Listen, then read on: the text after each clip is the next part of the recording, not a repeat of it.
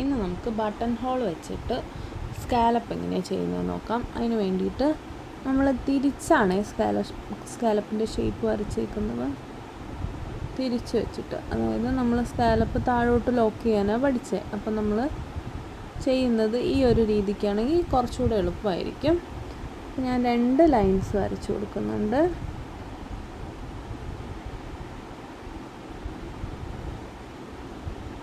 നമുക്ക് വേണ്ട ഒരു വിഡ്ത്തിൽ നമ്മൾ 2 ലൈൻസ് വരച്ചിട്ടുണ്ട്. എന്നിട്ട് നമുക്കിതിൽ ചെയിൻ സ്റ്റിച്ച് ഇട്ട് കൊടുക്കണം. ആദ്യം ഔട്ടർ ലൈൻസിൽ ഇട്ട് കൊടുക്കാം. വലിയ ചെയിൻസ് ഇട്ടാൽ മതി. എന്താണെന്ന് വെച്ചാൽ നമുക്ക് ഇതിൻ്റെ മേളിലൂടെ ബട്ടൺ ഹോൾ വരാനുള്ളതാണ്. അതുകൊണ്ട് വലിയ ചെയിൻസ് ഇട്ട് ചെയ്താൽ മതി.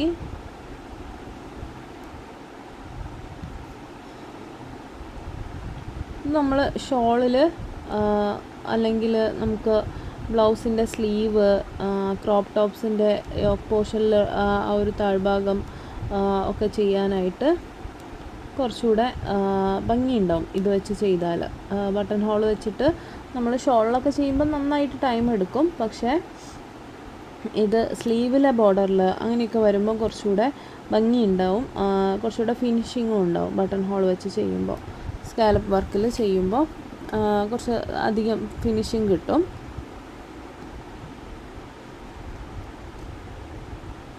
അങ്ങനെ ചെയ്തു പോവാം. നമ്മളവിടെ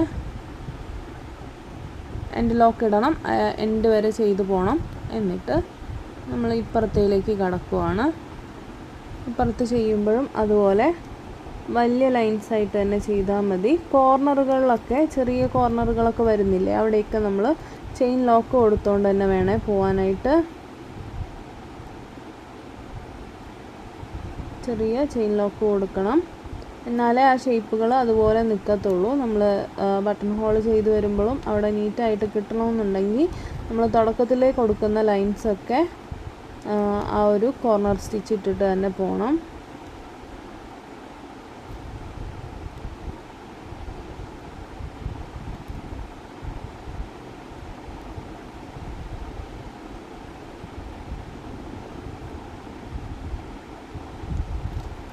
മിനിമം ഒരു 3 ലൈൻസ് എന്തായാലും നമ്മൾ ചെയ്തിരിക്കണം. പിന്നെ നമ്മുടെ വിഡ്ത്തിനനുസരിച്ച് എത്ര വേണമെങ്കിലും നമുക്ക് കൊടുക്കാവുന്നതാണ്.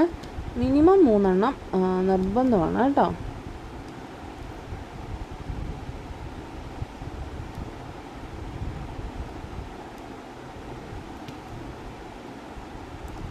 ഞാൻ ഇവിടെ നിന്ന് തന്നെ നേരെ അപ്പുറത്ത് സെൻറ്ററിലേക്ക് പോവുകയാണ്. ഞാൻ ഇതിൽ 3 ലൈൻസ് ഇട്ടാണ് കാണിക്കുന്നത്. നിങ്ങൾ ചെയ്യുമ്പോൾ കുറച്ചുകൂടെ വീതി കൂട്ടി ഒരു 4 ലൈൻസ് ഇട്ടിട്ട് വേണം പ്രാക്ടീസ് ചെയ്യാനായിട്ട്.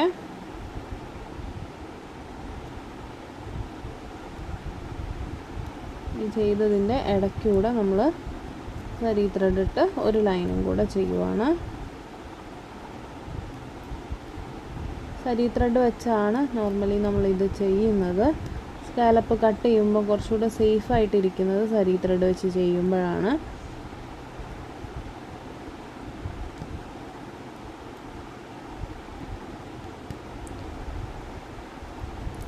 സോൾഡറിങ് അയൺ വെച്ചിട്ട് കട്ട് ചെയ്യുകയാണെങ്കിൽ അങ്ങനെ കട്ട് ചെയ്യാം. അല്ലാന്നുണ്ടെങ്കിൽ നമുക്ക് കത്രിക വെച്ചിട്ട് കട്ട് ചെയ്താലും മതി. ബട്ടൺ ഹോളൊക്കെ ആകുമ്പോൾ അവിടെ സേഫായിട്ട് ഇരുന്നോളും, അതുകൊണ്ട് പ്രശ്നമില്ല. ഞാനിവിടെ എൻഡ് ലോക്ക് ഇടുവാണ് ലാസ്റ്റിൽ.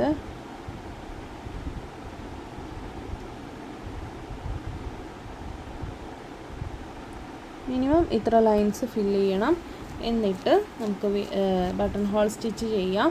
അതിനായിട്ട് നമ്മൾ ഇവിടെ നിന്നാണ് ചെയിൻ ആദ്യം എടുക്കേണ്ടത്. സ്ട്രെയിറ്റ് ആയിട്ട് ചെയ്യുക കേട്ടോ. അടുപ്പിച്ച് കൊണ്ടുവരിക, അവിടെ തൊട്ടടുത്തൊരു ചെയിൻ കൊടുക്കുക, എന്നിട്ട് മേളിലോട്ട് പോവുക.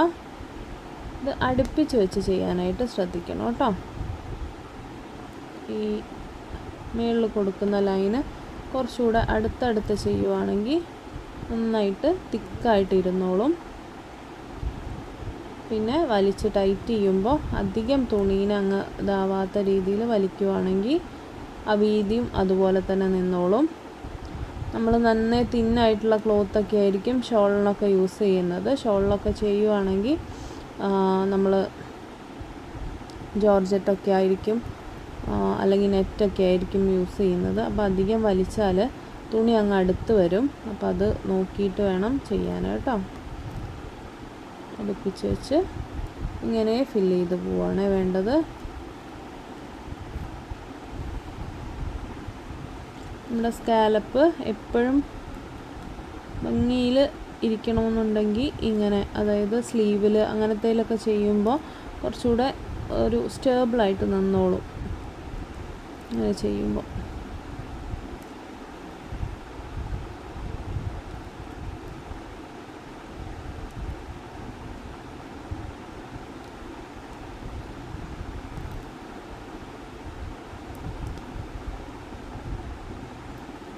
സ്ട്രെയിറ്റ് ആയിട്ട് തന്നെ ചെയ്തു പോകുന്നതാണ് നല്ലത്.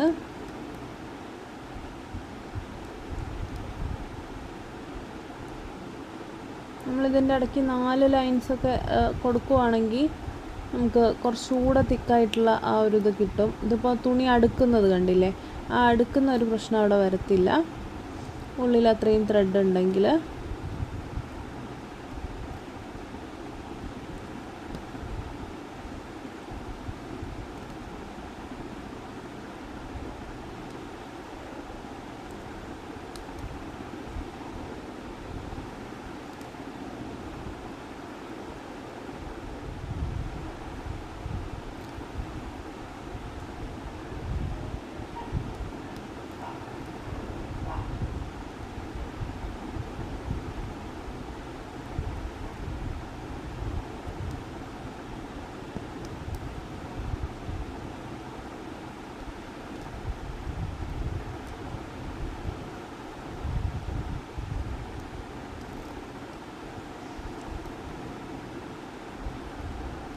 ഇങ്ങനെയാണ് ചെയ്യേണ്ടത് കേട്ടോ.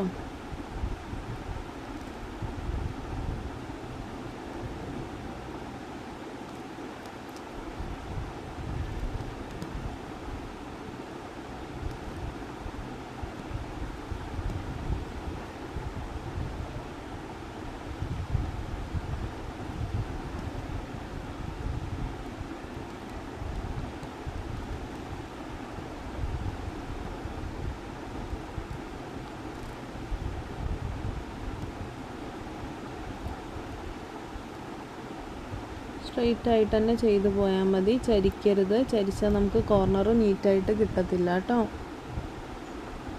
ഉണ്ടോ, ഇതിപ്പോൾ ഇവിടെ കോർണറിലെത്തിയപ്പോൾ തന്നെ അപ്പുറവും കോർണറിലെത്തിയിട്ടുണ്ട്. അങ്ങനെ ചെയ്യണം, എന്നാലേ നമുക്ക് നീറ്റായിട്ട് കിട്ടത്തുള്ളൂ.